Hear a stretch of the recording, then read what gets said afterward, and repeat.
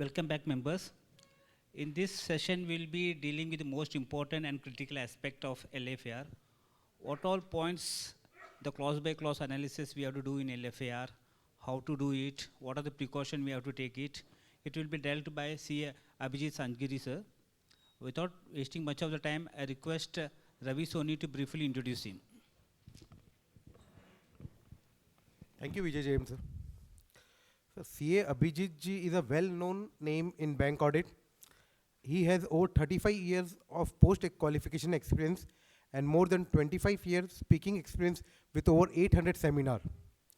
Now with this very brief introduction, I request CA Vijay James and CA Saras sir, both the past convener of Borivali Central CP Study Circle, to present a memento to Abhijit sir.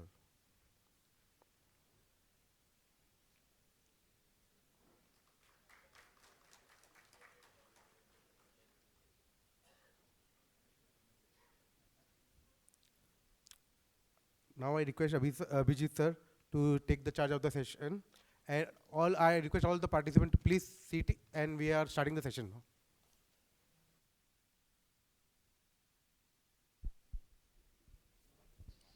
Good afternoon. I think we are doing a classic simulation of a bank branch audit. You may start the assignment late, but you have to finish on time. So my time was 11:45 to 1:15. I'm starting at 12:35. I have to end at 1:30, come what may, because I think more than the lecture, the lunch is also equally important.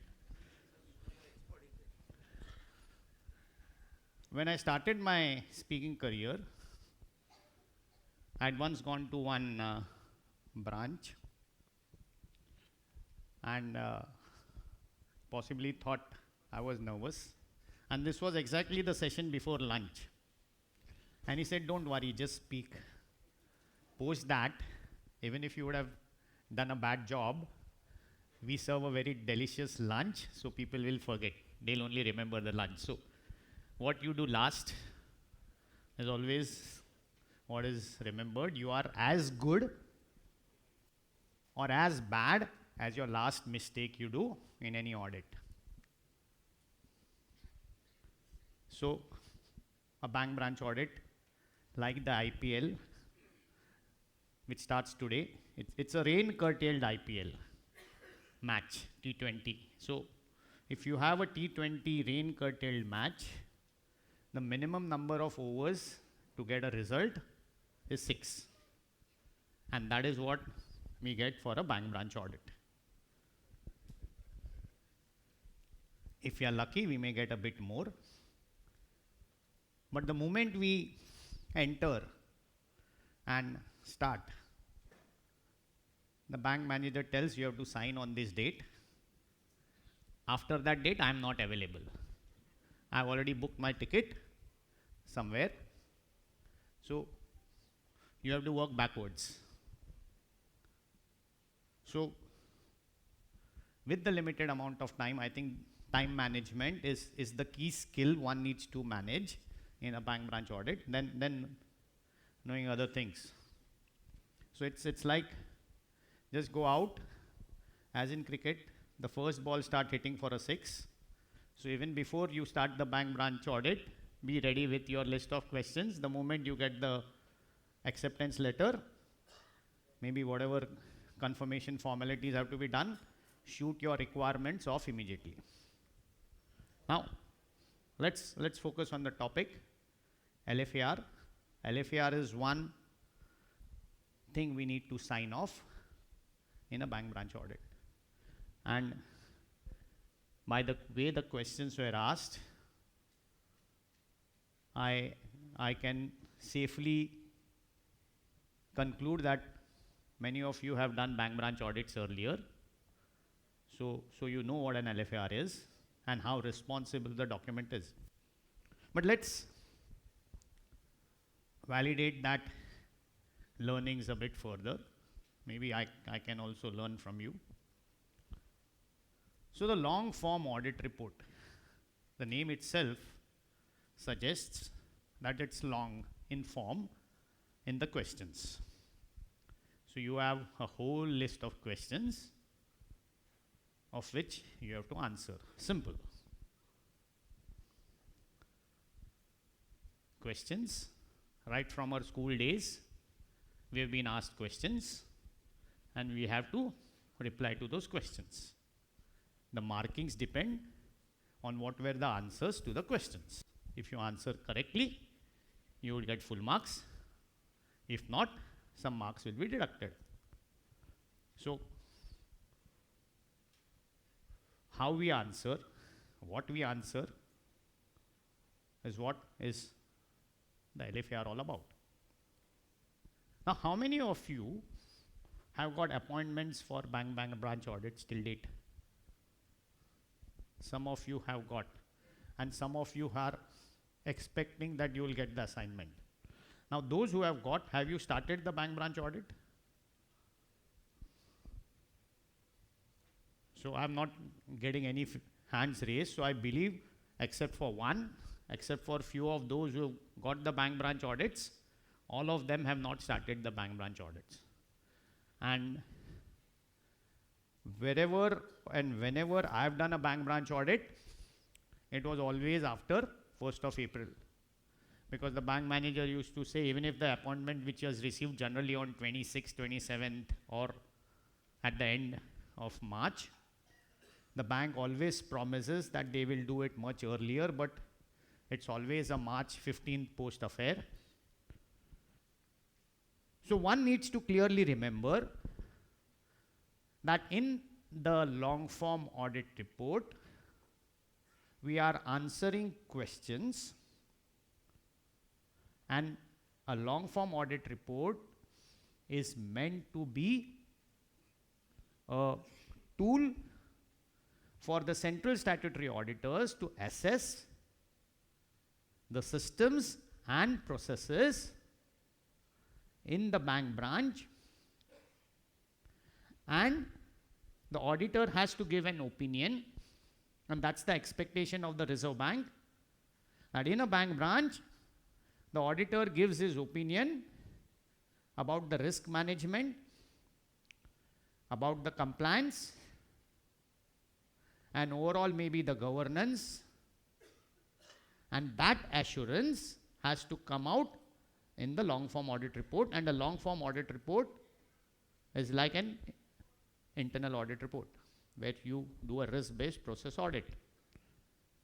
So in the LFAR, the Reserve Bank is very clear, except for those areas where the mandatory thresholds are given. So in advances, anything over 10 crores you mandatorily check.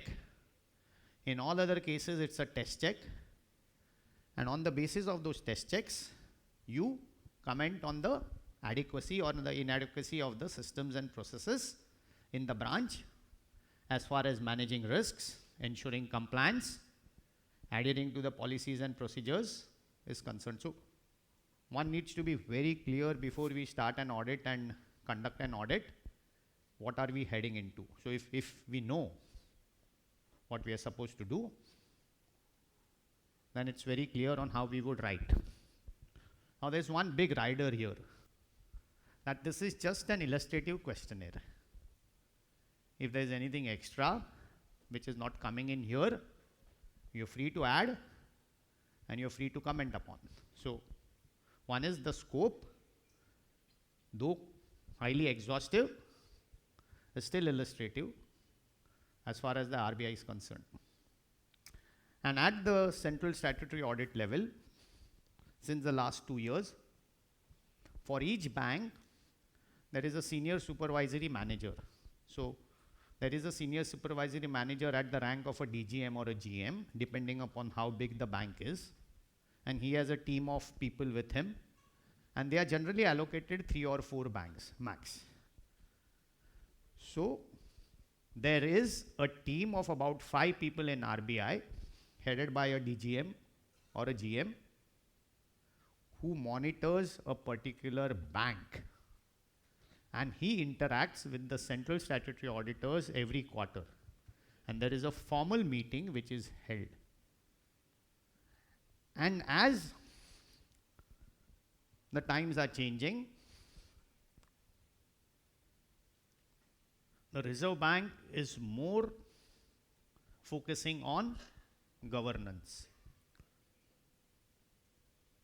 And the expectations on governance, the risk management, the compliance, their focus is on the long form audit report. And the long form audit report at the bank level is nothing but a compilation of the LFR at the branch level. So if there is any issue at the bank in the nature of a fraud, so let's say there is some bank in the news where, again, what comes out in the newspapers may not be the real truth, but there was a news item that cash of about X crores was missing from 2 branches. So the immediate question is, what is the statutory auditor and what is the concurrent auditor of that branch doing? And obviously at certain points of time, they may face the heat. So if the branch was under statutory audit, then the bank branch statutory auditor would also come in the radar in case there is a fraud. So one needs to be mindful of the fact that frauds can happen, are happening, and there could be a bank branch we would be doing where some fraudster would be operating right through our nose and would be committing frauds. So let's also discuss during this session on how or what we could do to mitigate frauds and how we could de-risk. And the LFR is a tool where you can write anything and everything you want. Obviously, it has to be factual. It has to be with some base. The LFR has to be discussed with the branch head, and any of his rewards will also have to be captured in the LFR. So what the institute says, give the auditee a reasonable opportunity of being heard and let his rewards be there in the report, and you conclude. Now, the LFR is for the full year, but we are not there in the branch for almost the entire year. So let's assume today we are on 22nd of March, and let's say we have not started the bank branch audit, and let's assume we are starting the bank branch audit on Monday, which is, let's say, 24th of March. Then you have only 8 days technically of March. So 357 days of the bank branch, you're just not there in the branch. And in the LFR, you are commenting on the systems, on the processes, on the procedures, the adherence to those procedures, the compliance to those procedures for the entire year. And my first question, which was there even 25 years ago, or maybe 35 years ago, is how can I comment on something for the entire year on the systems and processes when I was not there in the branch itself to verify? And then, I don't know, I'm more courageous than a Shah Rukh Khan or a Salman Khan, that everywhere I write yes, yes, yes, yes. And the institute has categorically said there is nothing like an absolute assurance. What even in the audit report they expect from us is a reasonable assurance that we have obtained all the informations and explanations which to the best of our knowledge and belief were necessary for the purposes of our audit, and you give an assurance, or we give an assurance, that the financial statements give a true and fair view and are free from material misstatements. So knowing what materiality is, knowing what misstatements is one part. True and fair, we all know. Materiality is not just to amounts. Materiality is also on disclosures, presentations and classifications. So if the classification is wrong, if the presentation is wrong, if the disclosure is incorrect or not given, that also is material and a misstatement. And misstatement is something which, if an end user or a stakeholder, he could be an investor, and if an investor sees a financial statement and based on that takes an investment decision which was incorrect based on what was stated by the management and what is certified by the chartered accountant without pointing out that irregularity as a qualification in the audit report, then that's a misstatement. And you could be prosecuted, sued, penalized, or whatever, or you'll get a love letter from the QRB, NFRA, the ICAI disciplinary committee. Maybe now even the peer reviewer has given you a clean sheet may also get a notice. So then it's the course of events to follow. So better be safe than be sorry. Have an attitude of complete skepticism, especially that frauds can happen, and frauds are happening. And whenever any fraud happens, the regulator feels the heat. The regulator doesn't like to take the heat, so he passes on the heat to us. And obviously we come under more deeper scrutiny. That's life. So the LFAR, yes, no, not applicable. The answers are shorter than the questions, historically. Nothing has changed. We say change is the only constant. In the LFAR, nothing changes. Despite every year there is a bank branch audit at every possible study circle. Wherever maybe they call me, I keep on stating the same things. Maybe I really don't know how to communicate, I guess, because I've always questioned how are we brave enough to say yes, no. Not applicable is fine. We are extremely happy something is not applicable. But again, if something is not applicable, is on whose basis? The branch management says not applicable. Have we done real test checks or checks to ensure that it is applicable? So there was an audit where we went and there were foreign currency deposits. And if there are foreign currency deposits, there's a specific LFAR annexure which you need to attach. And that was never attached. So I knew the previous statutory auditor. Obviously, you need to take an NOC from him. So I asked him, boss, yahan to sab FCNRB deposits, a lot of foreign exchange stuff. I don't see any LFAR. Oh, he says, I never knew. I asked them. They said there's no foreign currency deposit. They've given an representation also to that effect.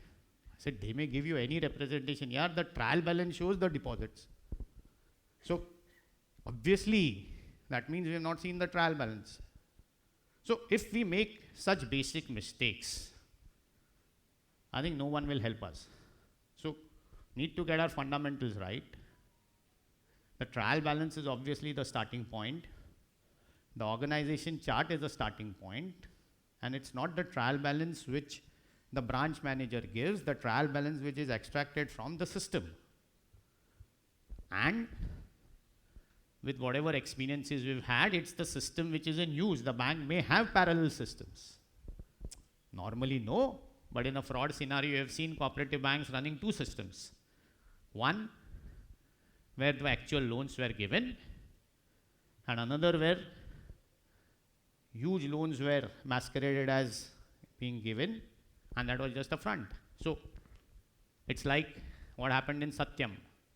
The bank balances, the banks were never there. So the bank confirmations were given for non-existent banks. So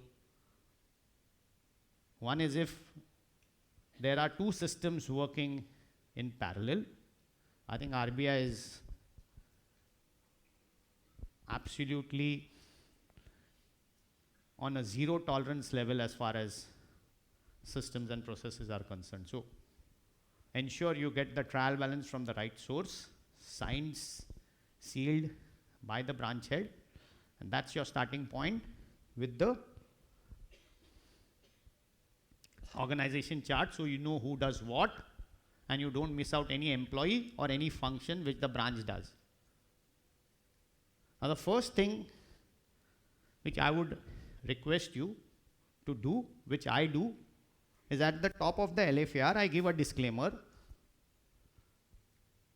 that the answers to these questions have been based on my verification, which has been done at the branch from so and so date to so and so date. And certain questions which require me to comment on the systems and processes for the entire year.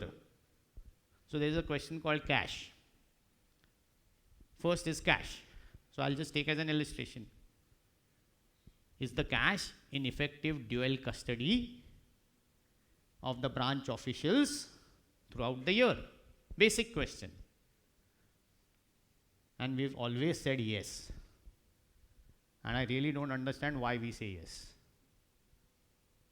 Cash in effective joint custody of the branch officials from 1st April 2024 to 23rd of March 2025, when we were not there at the branch to verify whether it was in effective joint dual custody. How can we state that? We just can't state it. So if I'm a peer reviewer, the first thing I'll ask is, boss, you have said yes. Show me the basis of saying yes. So my answer to such questions are always modified. That we checked the cash balance on so and so date. And on that date or on the days that we were in the branch, we ensured that the cash was in effective joint custody. We have verified the concurrent audit reports. Again, when I rely on the concurrent audit reports, I just can't rely on the concurrent audit report. I have to take the help of the relevant standards of auditing using the work of an internal auditor. But assuming I've complied with that, I've discussed with the concurrent auditor, and I have, as mandated by the SA, seen he is competent enough to do the audit and whether he has really done it, that verification in dual custody. So I'm saying, based on the report of the concurrent auditor, where there are no adverse comments that the cash has not been in effective joint custody, based on the verification of the cash register maintained, where a maker and a checker has signed, based on the leave records, where if either of the maker or a checker has gone on leave, there has been some other maker or checker who has been handed over that responsibility and he has signed, because at various times we have found out that the cashier or his supervisor, one of them is on leave, but they have still signed the cash register. It's like handing over of passwords. So you have the supervisor many times not being present, but he comes back after 5 days and he signs for all those days. So maybe that's a dilution of control, which is not the point here, that we can cover elsewhere. But here, my answer will be yes.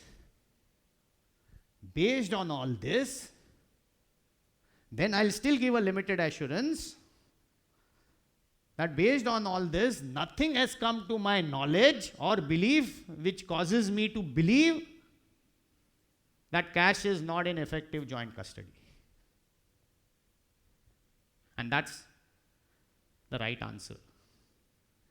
You state what you did, how you did, and to what extent you did.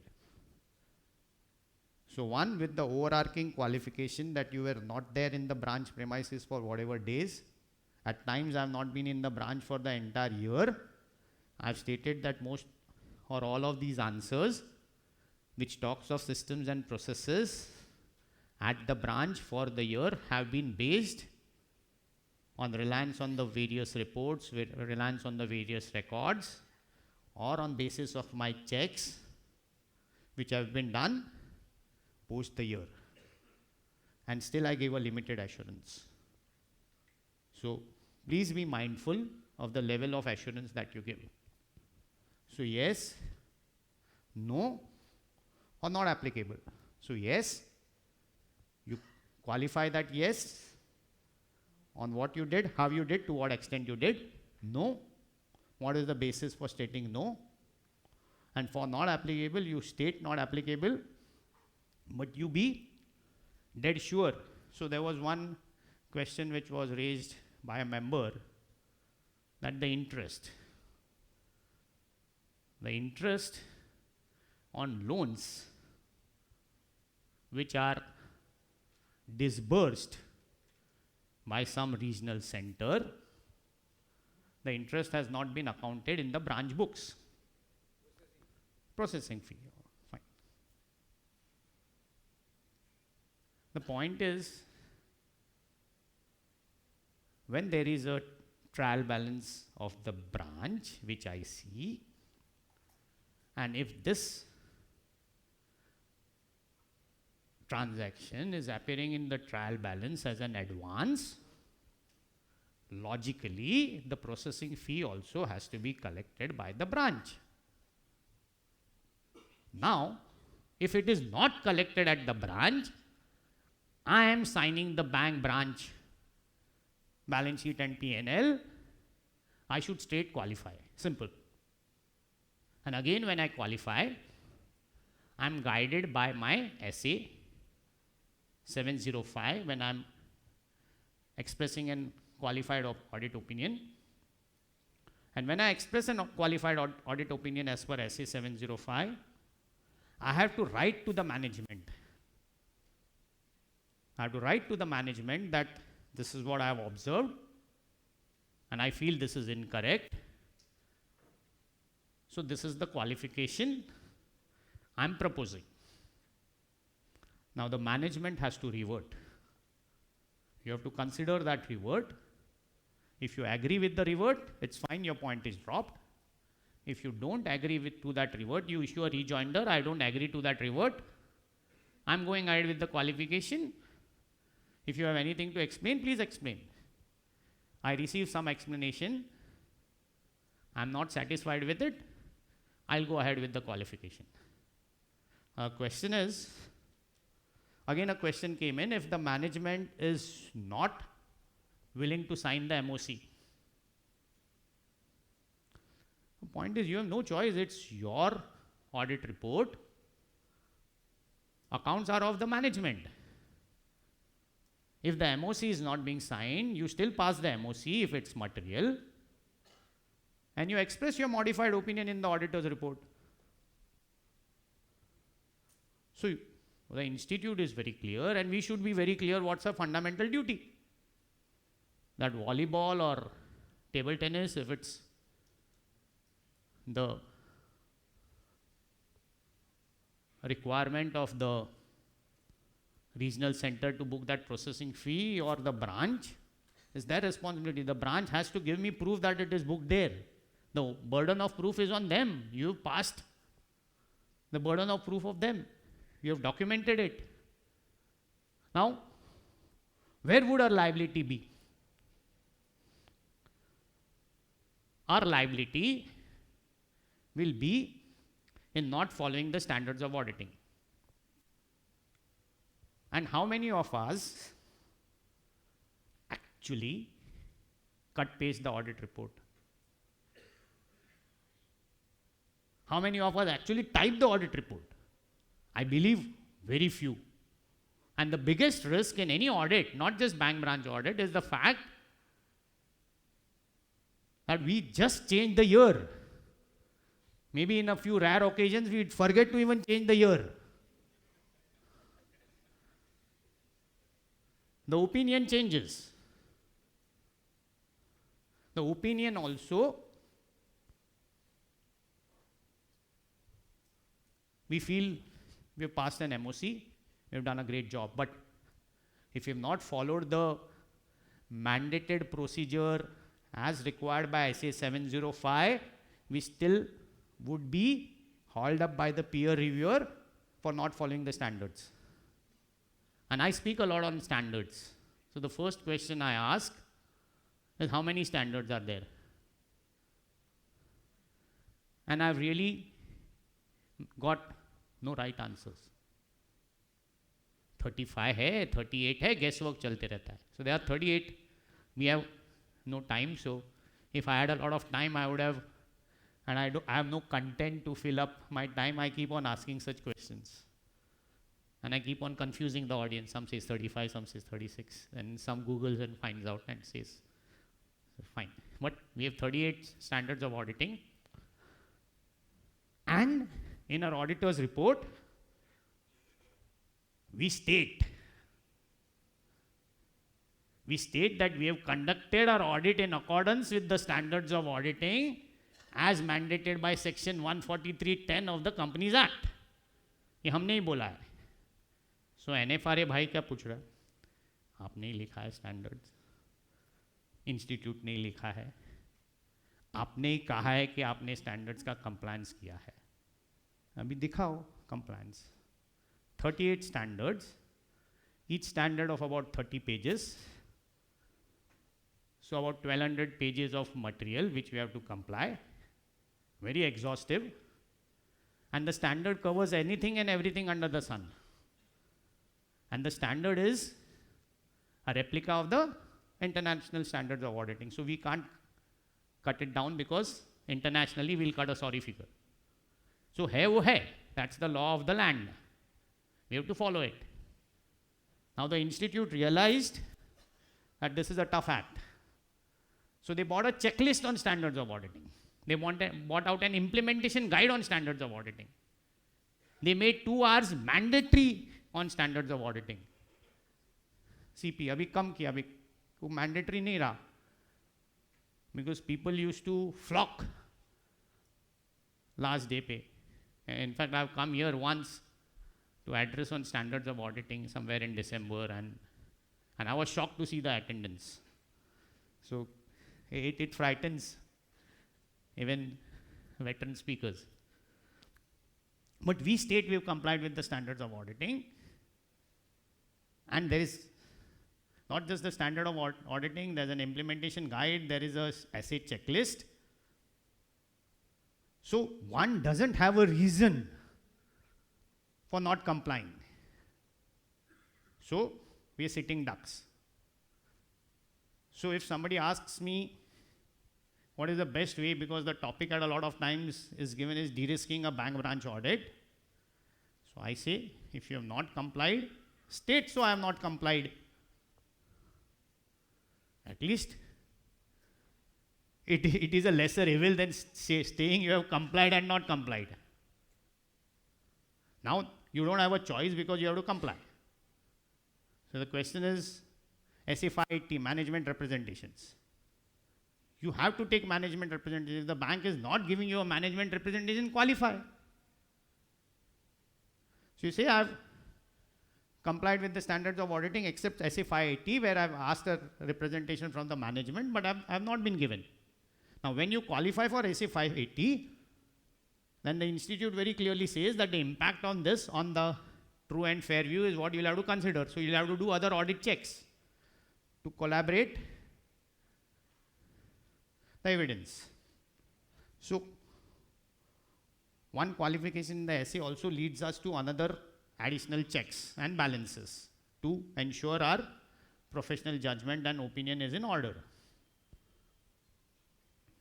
Now there is another thing we state also very assertively, very emphatically in our audit report, and we don't realize it because we don't actually read it.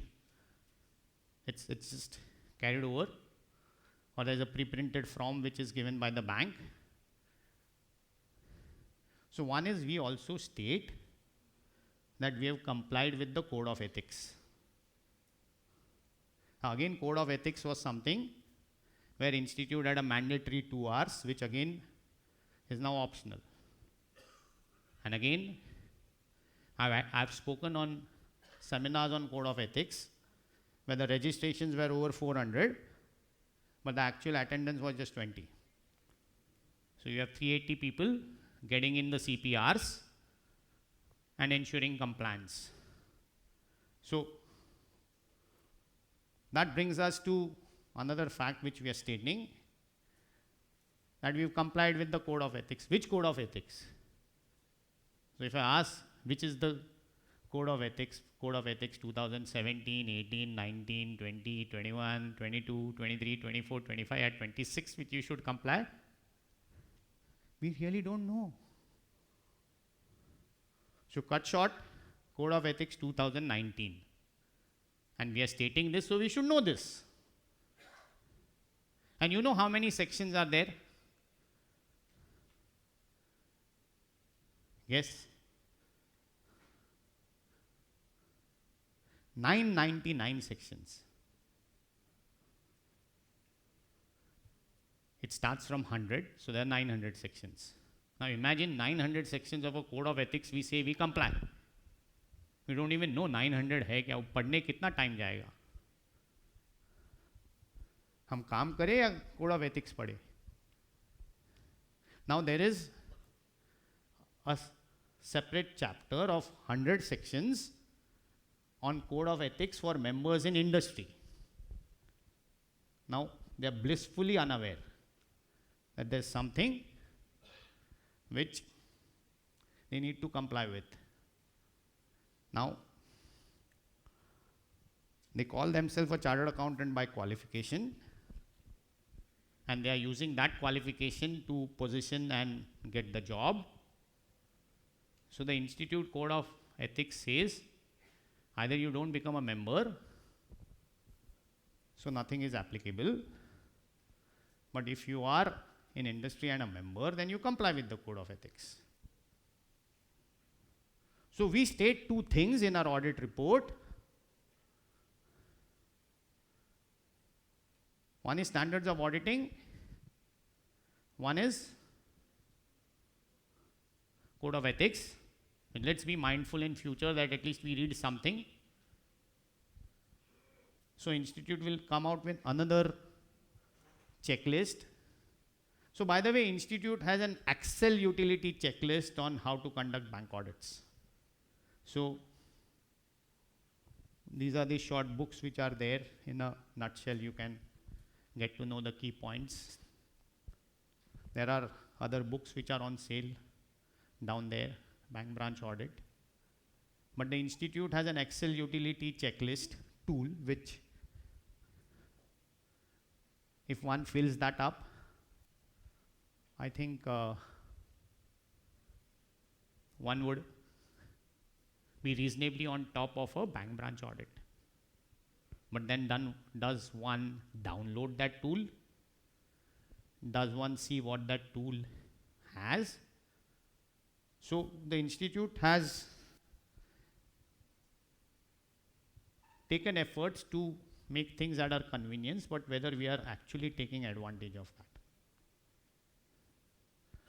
And with so many tools at our disposal, we just can't give an excuse that we didn't know. We are going in with open arms. We know what we are heading into. So it's the old English proverb, look before you leap. So you've accepted an audit, it will come with all the responsibilities and challenges, and you'll have to take the accountability.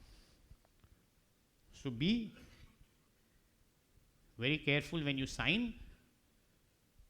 We have a peer review where we are supposed to have an engagement partner. We are supposed to have a quality review partner. Whether that engagement partner or the quality review partner is just there for letter of law and actual spirit में कोई engagement review हो रहा है, documentation, is it happening as mandated by the standards, or is documentation happening after the audit is over when you get a notice from the peer reviewer that the peer review has to be done? Is something whether we are ourselves adhering to the spirit as well as letter of the compliances which we need. Now with computerization, especially the automation of NPAs, the divergence in NPAs has gone down. So RBI is not unduly worried on NPA divergence. They're more worried on frauds, and frauds as far as sanctioning and disbursement of loans, especially for favors, and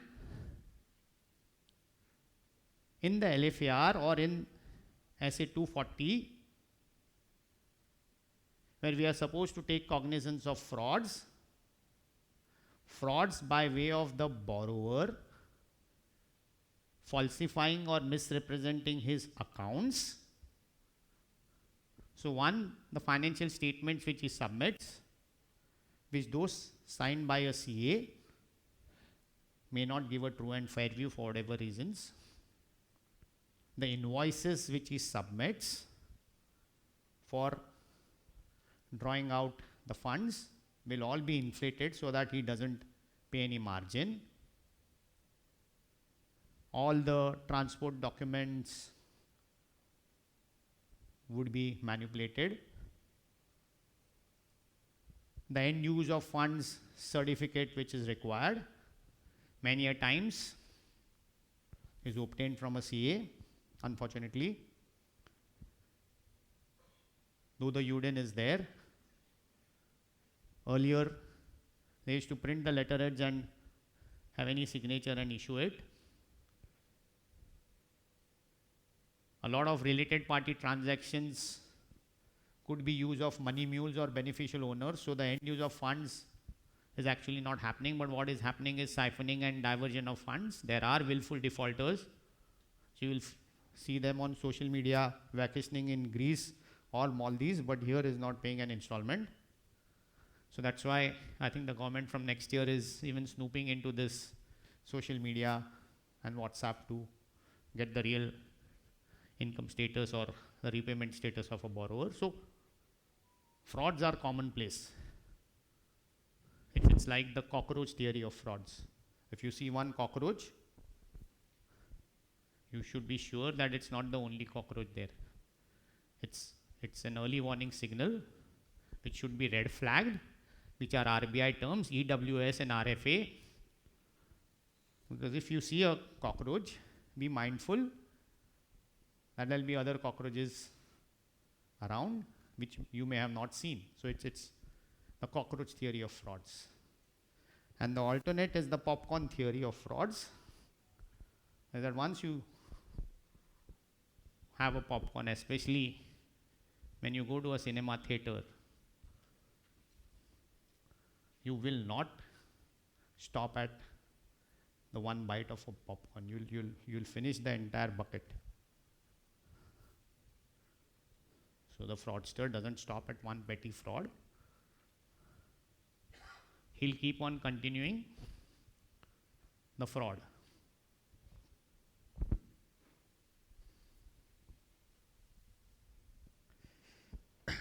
So what do we do?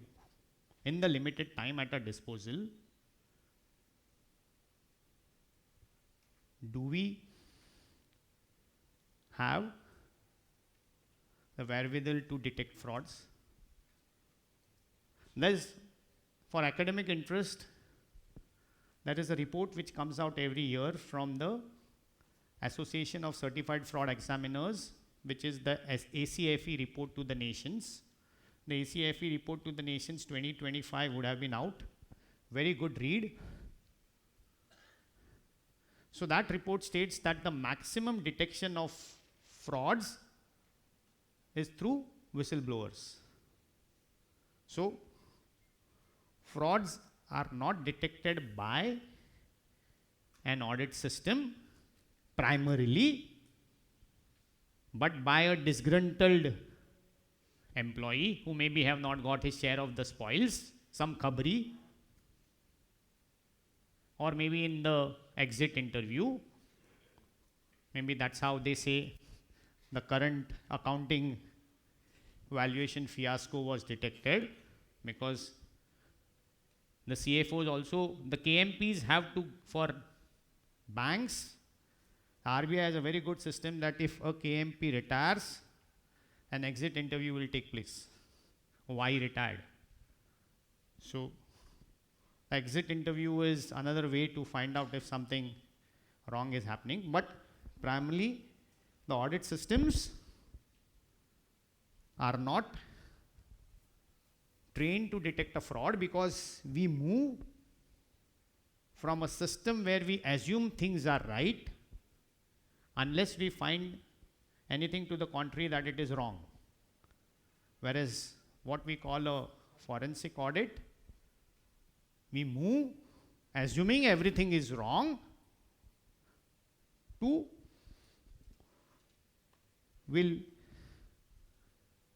keep on the side things we find right, rest everything is wrong. So the skepticism is completely at opposite ends, and that would require time, which we don't have.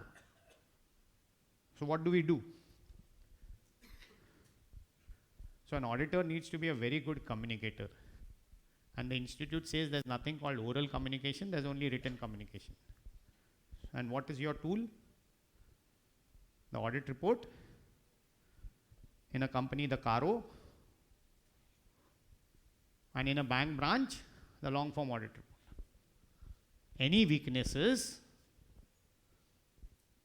you can write as much as you want, you can make any sequels, Bagi 1, 2, 3, 4, kitne bhi pages likho, there's no limitation. The point is, if you write something, better evidence it. Discuss it with the branch head, get his concurrence. So you would not be liable for reporting something wrong. But if you are reporting factually what is right, there's no limitation on what you report. Then there's something in the audit report which we really don't look into, and that's the management responsibility. And we state the management responsibility. And when I discuss with a lot of seniors also, they say this is a factual responsibility which we are stating. But then what happens when the factual responsibility is not accepted? So if the management is not discharging its responsibility, then what do you do? If as a result of that non-discharging of that responsibility, the accounts need a modification, please state so in the LFAR that the management has not done A, B, C, D till whatever Z, Z1, Z2, whatever. And then if it needs the qualification in the auditor's report, qualify. So don't be afraid of qualifying. And if you are qualifying, follow SA 705. Now frauds. Whose primary responsibility is it to prevent frauds or detect frauds? Is it our responsibility? It's the management's responsibility. So let's say if in a bank branch frauds are happening, it is whose responsibility to detect or prevent those frauds? It's of the bank branch management. Are they doing anything? So ask them simple questions. Is there an anti-fraud policy of the bank? And I obtain that policy. If the policy itself is not there and not given to me, and I'm very clear that the bank is not even aware that there is a policy, so what will they be following? So then that's the first big disclaimer. And I would thrive on situations where I don't get the policy. I'll keep on asking, and that's a big broad disclaimer. The policy is not available at the branch level, and I'll obtain the policy from the head office, central office, or the statutory central auditors, and the policy will tell n number of things to be done, and if those things are not done, it's a straight comment in the LFAR. And irrespective of what is there in the policy or not, as a best practice, evolved organizations, when I talk of internal financial controls and I certify internal financial controls, and internal financial controls, a risk matrix as is there in a lot of organizations and which is certified by independent firms also. Frauds is one big risk, because risks are mitigated by controls, which is a maker checker, and in a fraud the maker checker themselves could be in collusion. So a scenario analysis of what frauds can take place, especially the frauds which we talked of, falsification of accounts, of siphoning, diversion, fake bills, fake invoices. What is the bank doing to ensure that these are not happening? The bank has to demonstrate controls that they are on top of this. If they are not demonstrating any controls, I should state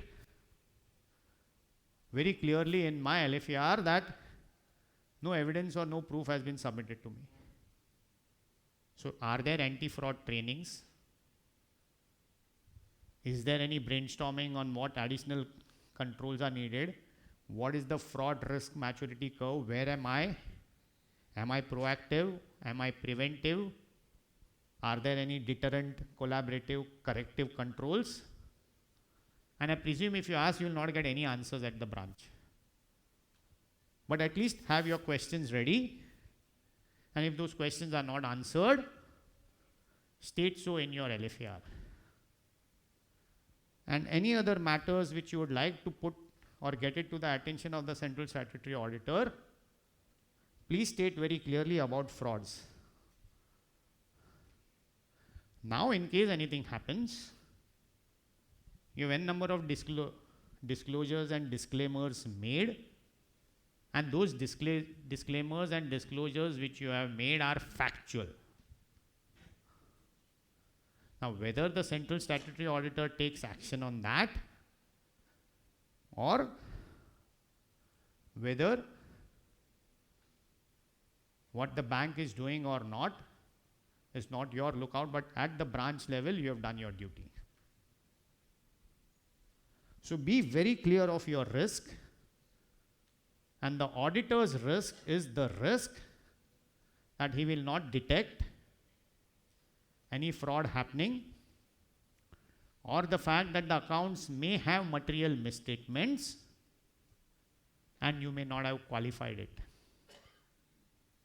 So same way with the LFAR, risk assessment. What are the risks the bank faces? Credit risk, interest rate risk, money laundering risk. So money laundering, again, another big area. It's not just know your client, know your client's business, and even know your client's transactions. So it's KYC, KYB, KYT. Is the bank on top of that? If you see the last page of any bank application form which talks of the income,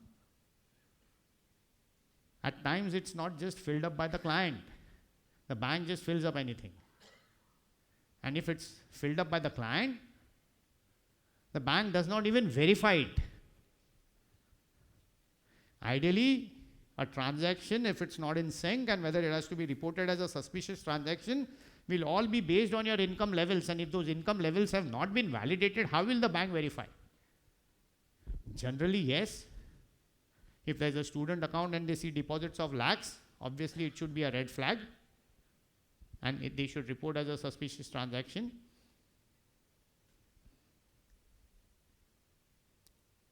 So KYC, again, an important area for checking. And two things which, again, I end you with,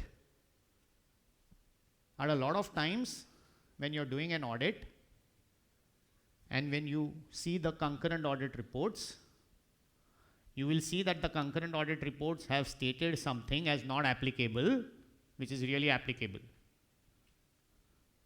So a lot of times if I find things which the concurrent auditor has stated wrongly, I make a point to call him, tell him, but this is what I will be reporting, which is factual. I have evidence.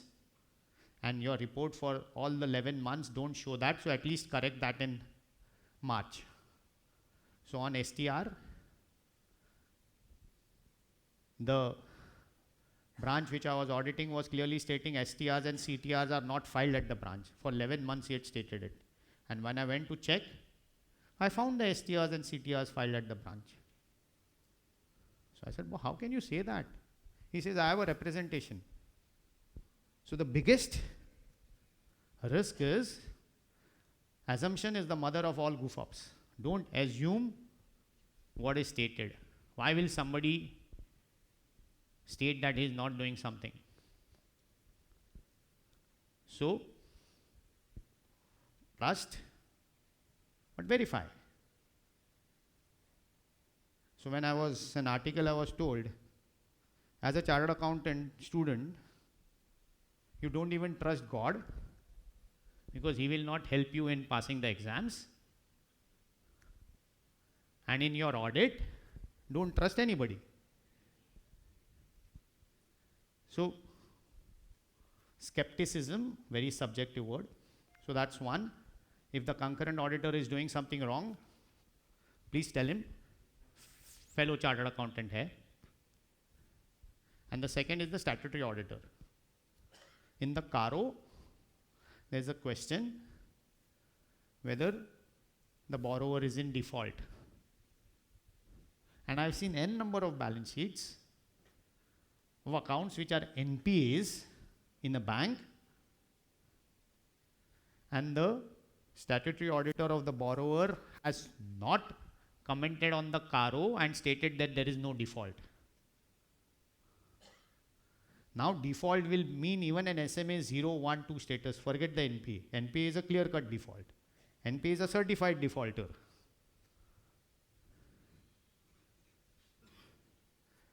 So I make a point to call, tell him if you want to correct, you correct. Maybe the next year he could correct it. But I think there are some basics which hygiene we need to ensure so that we do a good job. So time is short and you have to stick to the time. 1:30. As a professional speaker, even if I start late, I'll end on time. As a bank branch auditor, I may start late, I'll sign on time. Because जब भी आप auditor हो, पहले, I'm not saying now, with all the cost cutting, as an auditor, all the kaju, badams used to come on my table. Now they don't come. Maybe some wafers or sandwiches come. But once the audit is over, and if you've forgotten something and you want to get something post your sign, then even the security guard will not let you enter in. He'll ask you, who are you? You are an ex-auditor, and X has no value. So, live in the present. Certifications, again, I'm not speaking, but at the last moment when you are about to leave and you have left, then you get a call, some certificates you have not signed. Now, we didn't even know the certificates were there.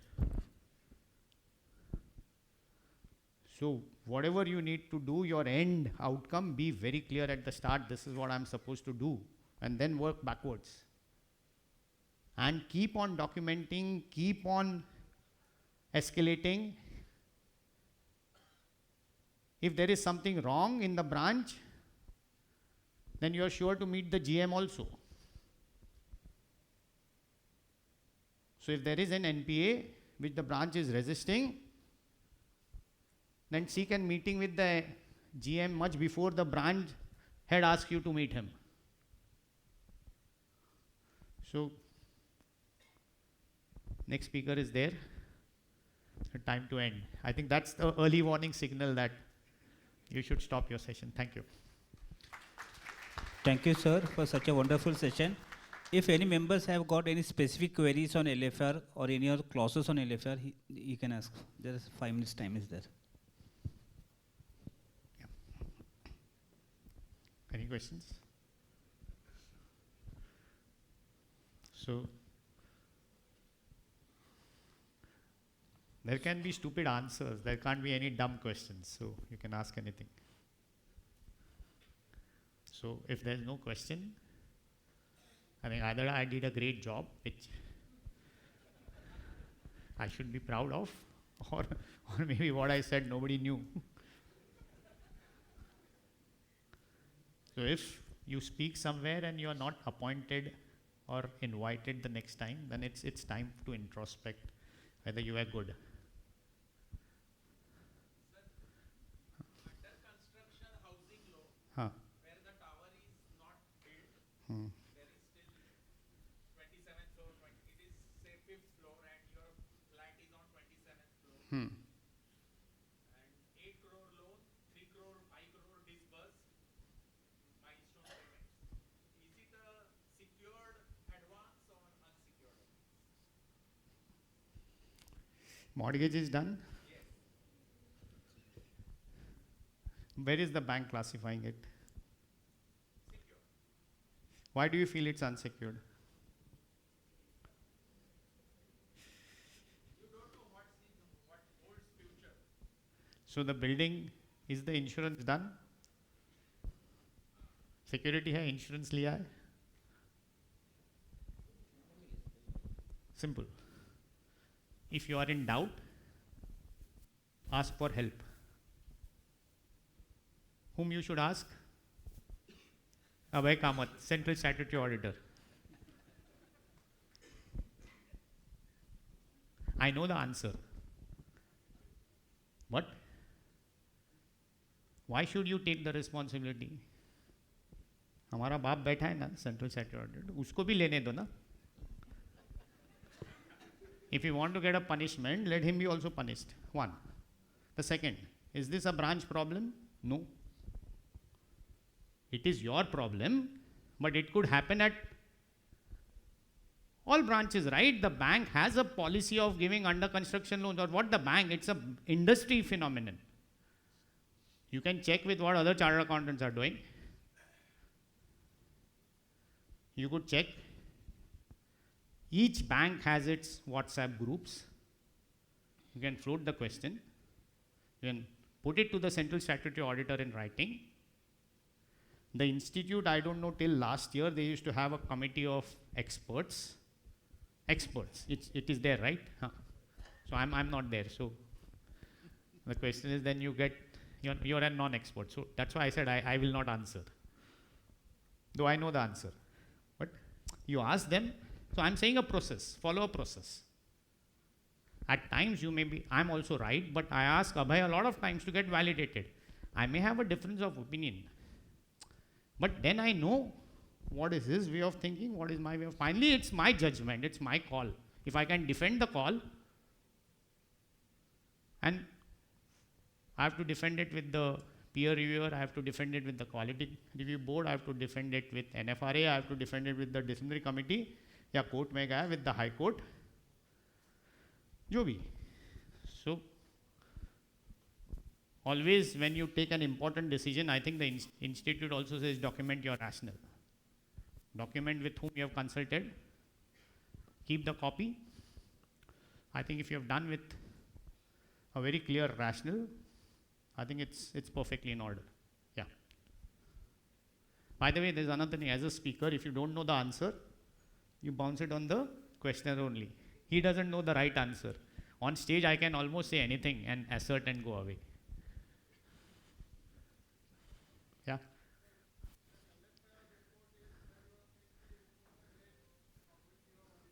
Yes.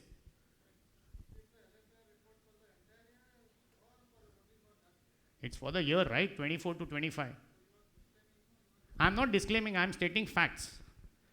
That I'm issuing the LFAR for the period 1/4/24 to 31/3/25, but I have conducted the audit from 2nd April 25 to 10th April 25. So the answers to the questions for the year are based on my reviews done on this date, review of the internal audit reports, concurrent audit reports, previous year LFAR, discussions with the management representation letters, and I give a limited assurance that based on the information and explanations which were given to me, to the best of my knowledge and belief, nothing has come to our light that XYZ, whatever I want to say in the question.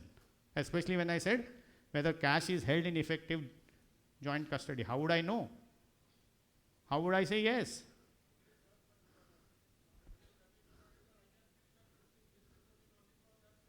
Who? You may feel anything. The RBI says something and its LFR is for the year, right? It's not for the 10 days you did the audit. That 10 days is in the next year. The balance sheet you are signing is for 31st March 25. The internal financial control report which you are signing is for the year. The LFR is for the year. You may sign it on any date, but it is for that period. Up statutory audit, 31st March 25 ka, you are signing in somewhere in April, May, June, July, wherever. So it's for the prior date, right?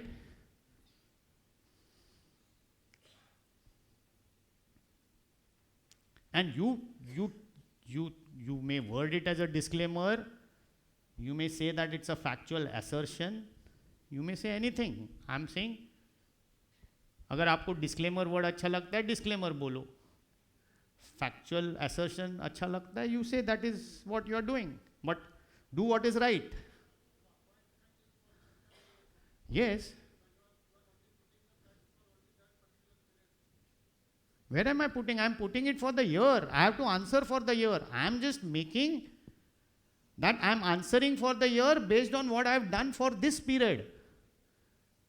Actually, that's what I am saying. I can't answer yes. How can I answer yes for the entire year when I am not there? How can I answer for the systems, procedures for the year? So I'll have to state factually what I did, and that's what I'm stating.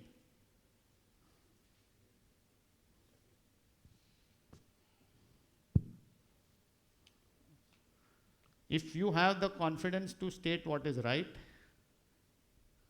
even the branch manager will accept. I think how you stand true to your conviction. I think courage is one more, apart from competency, courage is one more ability which we need. The courage to call a spade, the courage to stick to what we believe is true. The courage of our own conscience that we will do things ethically, because we state so.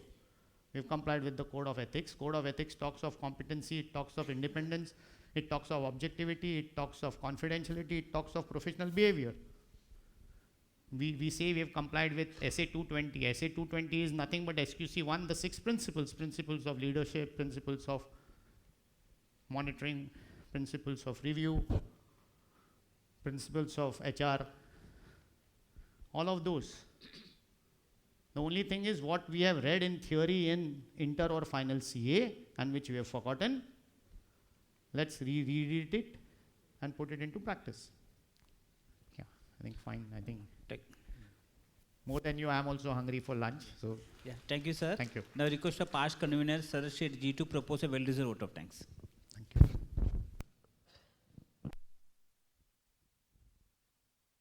Thank you, Vijay, for this pleasant task. Speaker, sir, we agree that we have called you and asked you to bet in the last 5 hours only, but you played like a Hardik Pandya or Surya Kumar Yadav. You not only played very well, but also taught our participants how to play in those 5 hours. You also explained how to make disclosure, what kind of disclaimers, how to report under a specific clauses of LFAR. You also talk about cockroach theory and popcorn theory. Sir, we are very thankful for sparing your valuable time and making this presentation. I, on behalf of WRC and Borivali Central CP Study Circle, offer a well-deserved vote of thanks and request all participants to carry out with a loud applause. Friends, we'll have a break for half an hour, lunch break for half an hour. Thank you.